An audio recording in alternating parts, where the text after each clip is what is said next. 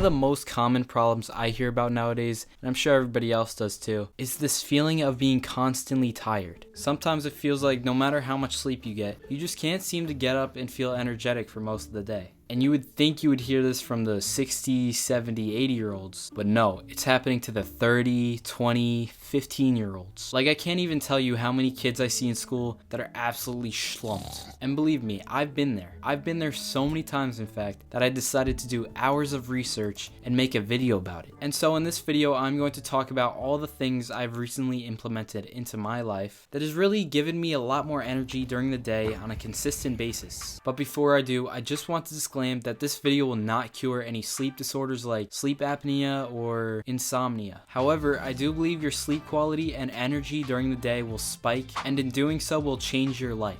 So first up, we're talking about the environment where you sleep. The temperature around you is very important for how you sleep. Most of you probably know how warm pillows keep you up at night. So the ideal temperature is 65 Fahrenheit or about 19 Celsius. So when you're going to sleep, turn your AC down, make it cooler in your room. And while you do this, wear socks to sleep. I know this is probably a weird one. You probably don't want to do this. I don't want to do this, but it works. So basically, socks increase the blood circulation in your feet, which makes your blood vessels vasodilate or widen. And when these blood vessels are wide, it's quicker to get rid of the heat in your body, which then allows your core body temperature to cool at a faster rate than normal. And this is important because lower body temperature is optimal for sleep. And plus, it also acts as a calorie burner. Another environmental factor is light exposure. So sunlight or blue light from your screens. Firstly, you need to ditch your phone for about 30 minutes before you go to sleep. This is because your phone gives out blue light, and this blue light coming in suppresses the production of melatonin. Melatonin is a chemical that gets produced in your body, and basically it regulates your circadian rhythm or your internal body clock. And this really just tells your body whether it's day or night. And so all this light coming in tricks your body into thinking it's day, which keeps you awake at night. Adding on to that, you should think about investing in blackout curtains or sleep masks. This is so that sunlight cannot enter your retinas and keep you awake, and so it's deepening your sleep quality. And before we continue, I just want to give a massive shout out to the Huberman Lab podcast. The episodes about sleep really helped me figure out all of the evidence around sleep and helped me produce a lot of the research for this video. So thank you to Andrew Huberman and your team. So next on the list is your lifestyle and routine. Try to establish consistent sleeping patterns. When your sleep schedule is consistent, your body will know when to produce those sleep chemicals like melatonin. The only problem I have with this is that circadian rhythm is very dynamic. Your sleep schedules are changing all the time, constantly. Whether you're hanging out with friends late at night or you have to work a late shift, your sleeping patterns are not going to be the same every day. So I wouldn't go crazy over this, but by all means, if you're not that much of a busy guy, you should definitely go for it. It can definitely have a meaningful impact. Another thing to add to your routine is to get direct sunlight first thing in the morning. The path to great sleep starts in the morning. And so what I do is I wake up, get a glass of water, and stand outside or behind a window for about 20 minutes. And I'm just trying to soak in as much sun as I can. And I say behind my window because as of lately where I live, it's been very cold and rainy. So you might want to invest in one of those sun lamps. That would probably be better. But ideally, you should get direct sunlight from the actual sun. Getting all this bright light into your eyes will release a big increase in cortisol, making you more alert. And from what I learned from Dr. Huberman, every day you get one big surge of cortisol. And by getting it from sunlight first thing in the morning, it creates a sort of healthy cortisol. But also morning sunlight triggers an increase in body temp, which is important for waking up, and it also sets your melatonin timer to start in 16 hours. Another thing I noticed is that getting some sort of exercise during the day helps create a more powerful deep sleep compared to the days where I don't get any exercise, especially cardio, but weightlifting and calisthenics also have an impact. This is because our body is going to be tired and it's going to need sleep in order to recover from that training. Like, think about the last time you had a very intense and rigorous workout. You probably slept like a baby. Now, exercise can actually double its effect if you do it in the morning. According to Andrew Huberman, there's evidence that our body starts to develop this sort of anticipatory circuit, expecting that hit of morning exercise because it happened over the last few days. And this gets us to wake up and feel ready for it to happen again.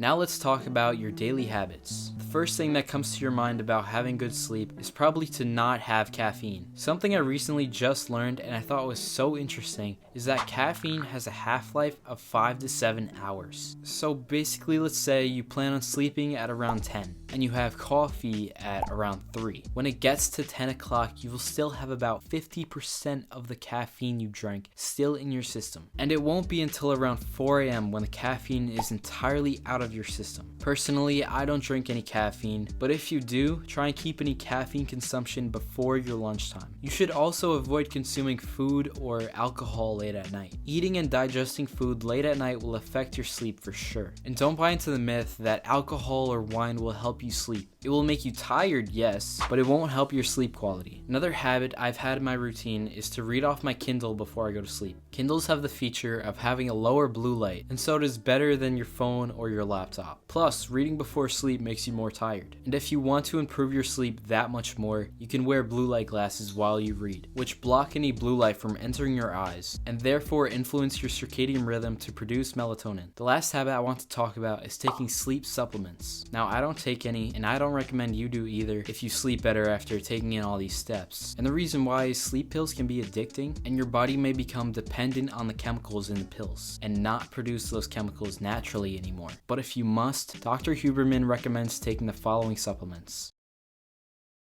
I feel that it's wrong to impose a certain amount of sleep on you, so like myself, you should experiment with how much sleep is necessary for you. You can start by sleeping 7 hours and then adding 30 minutes on each day. Or if you are an adult, start at 6 hours and then add on 30 minutes each day. Because the healthy range of sleep for healthy teens is 7 to 10 hours, while healthy adults are 6 to 10 hours. Now, I'll be honest, I don't do all of these things every day. I try my best to stick to them, but I don't beat myself up if I eat a little too late or I lie in bed for another couple of minutes. Also, I've made an ebook where I go much more in depth about getting quality sleep. If you want to better your sleep to the max, I recommend checking it out. I'll put the link down below. But anyways, since you watched all the way to the end, please consider subscribing to join me on my journey for improvement. And I hope you have a focused, happy, and productive day.